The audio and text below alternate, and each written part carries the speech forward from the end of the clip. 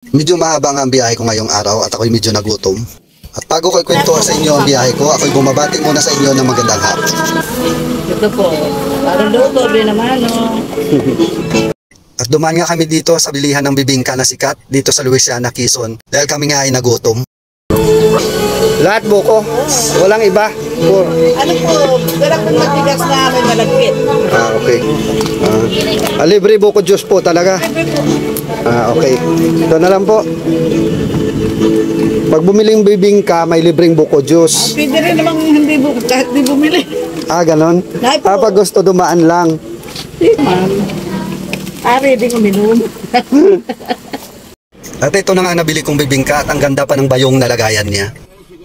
At sana nga kung anong ganda ng bayong ay isang sarap din ng lasa. At ito na nga, tikman na natin na mahusgahan na ang lasa.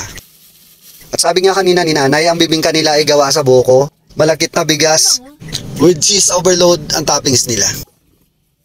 Actually guys, ganito yung bibingka na hinahanap ko. Dahil ganito yung bibingka din sa amin sa Negros. Kaya para sa akin, perfect 10 ang rate ko dito.